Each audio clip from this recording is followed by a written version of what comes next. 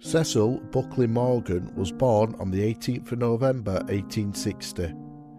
He was educated at Dulwich College and left in 1877 whilst in the lower fifth and joined the Royal Military Academy Sandhurst, being commissioned into the West India Regiment on the 23rd of August 1884.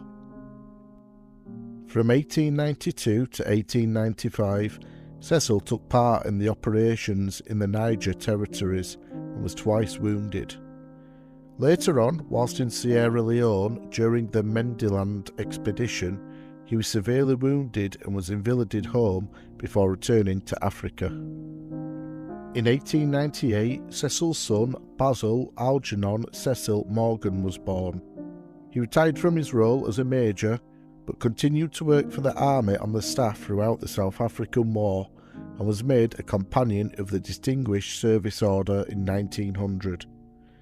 In 1902, he retired from the army completely, and joined the reserve of officers and even wrote a book called Hints on Bush Fighting.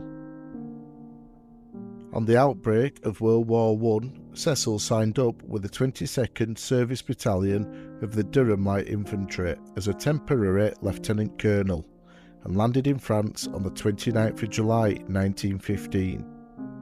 Following his father's footsteps, Basil was a second lieutenant, serving in the 1st Hampshire Regiment.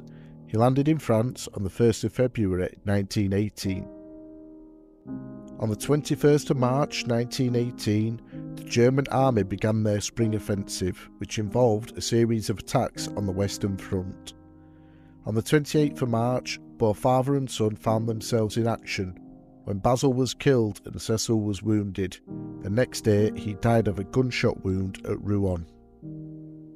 Second Lieutenant Basil Algernon Cecil Morgan's body was never recovered, and he is commemorated on the Arras Memorial to the missing.